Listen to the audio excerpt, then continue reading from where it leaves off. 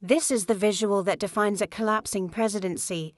If you walk past 1600 Pennsylvania Avenue this morning, you won't see the stately symbol of American democracy. You will see a disaster zone. You will see a massive, mud-filled crater where the historic East Wing used to stand. You will see silent yellow cranes towering over the executive mansion like vultures.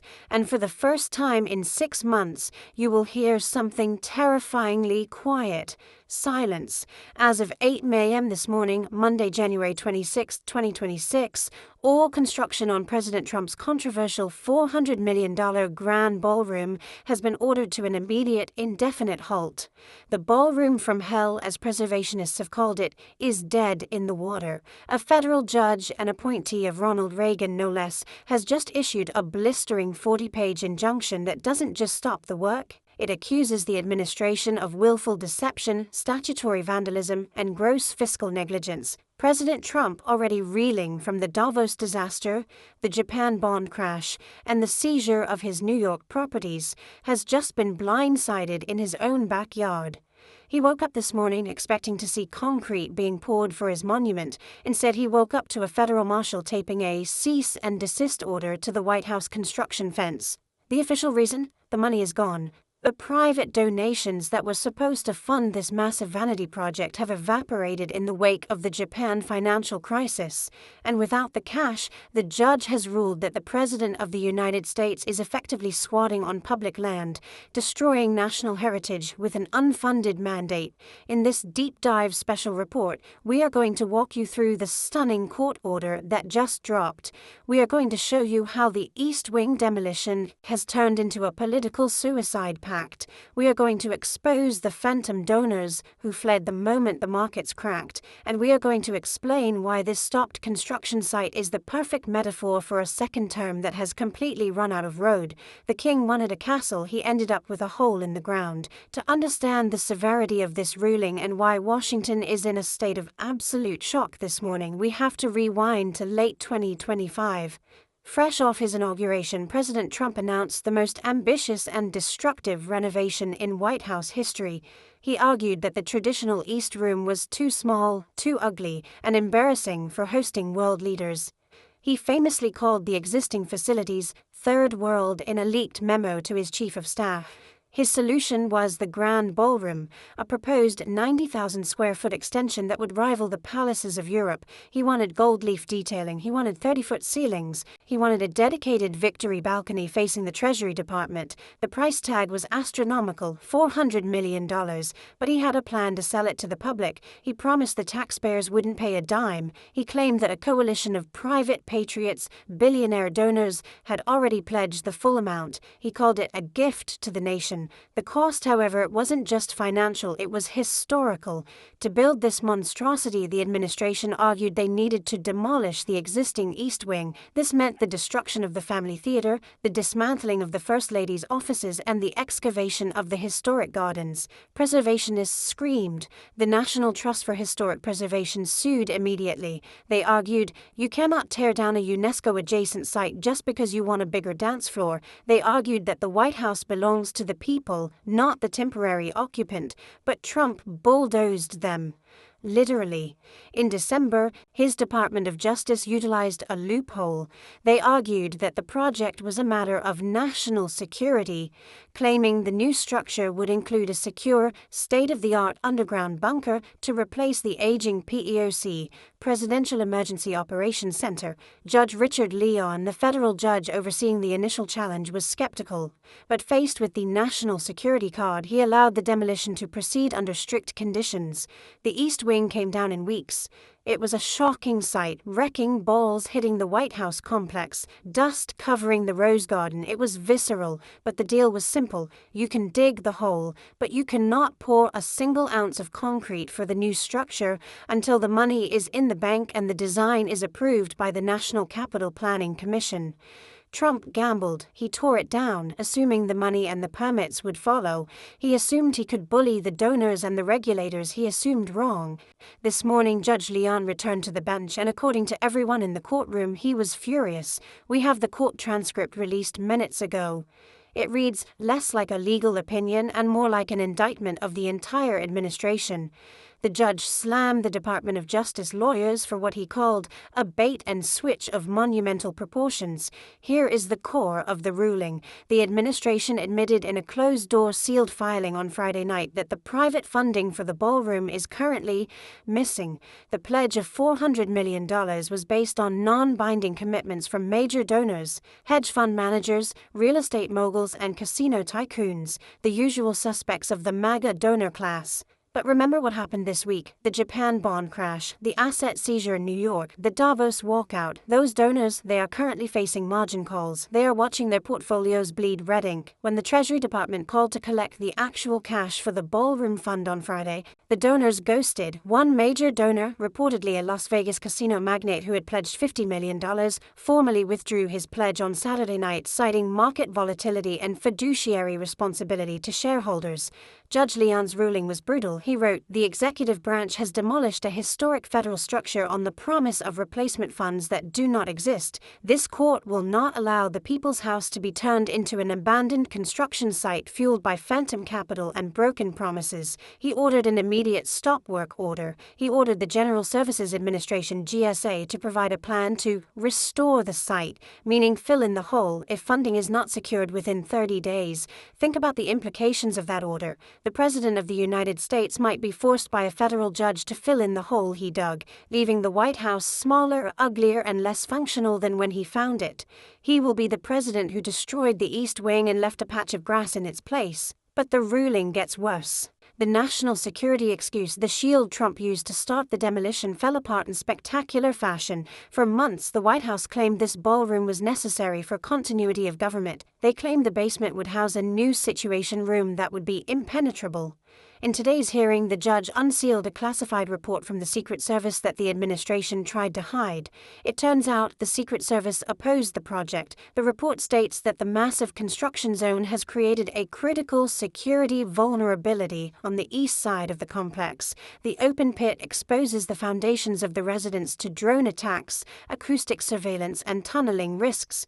The Secret Service explicitly stated that the design of the glass-walled ballroom was a nightmare to protect. They called it a sniper's paradise and a surveillance magnet. The judge caught the administration in a lie.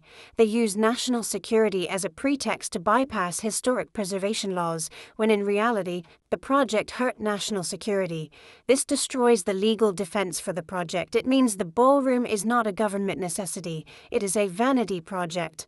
And under the Antiquities Act and the National Historic Preservation Act, you cannot destroy national monuments for vanity. The media is already calling it the Ballroom From Hell because it has effectively trapped the president in a legal and political inferno. Let's talk about the optics. Politics is optics.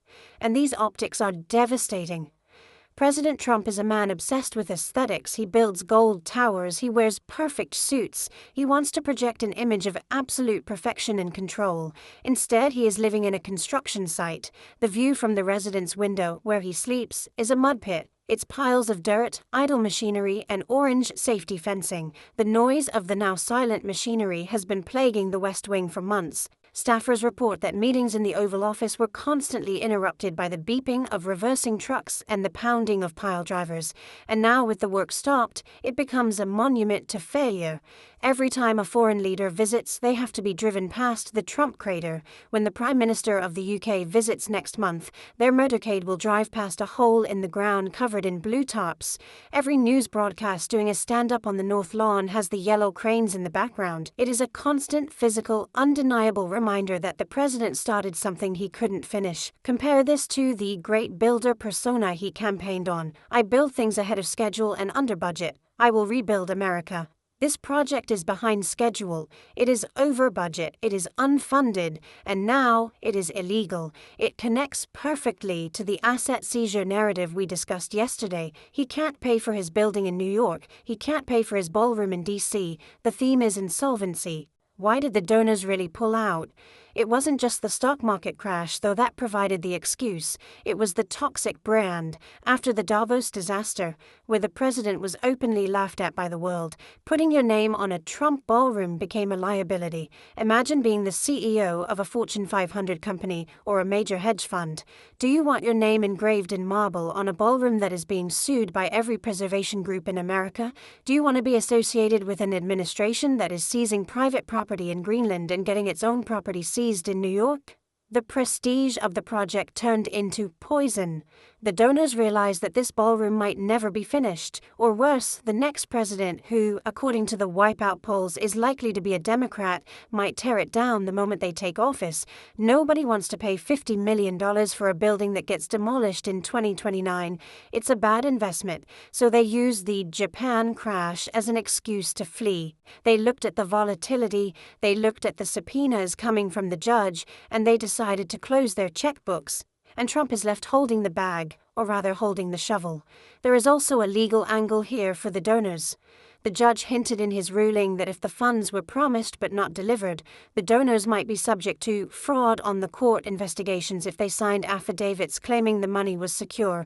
The donors are lawyering up, they are distancing themselves from the White House at record speed. The Trump donor class is fracturing. The Democrats are already weaponizing this, and they aren't holding back. House Minority Leader Hakeem Jeffries released a statement minutes after the ruling. He tore down the East Wing, he tore down the economy, he tore down our alliances. Now he stands in the mud of his own making. He is the demolition in chief. It is a powerful, visceral metaphor. The East Wing contained history. It contained the spirit of past First Ladies, Jackie Kennedy, Nancy Reagan, Michelle Obama. By destroying it for a ballroom, Trump played into the barbarian stereotype, and by failing to rebuild it, he plays into the incompetent stereotype.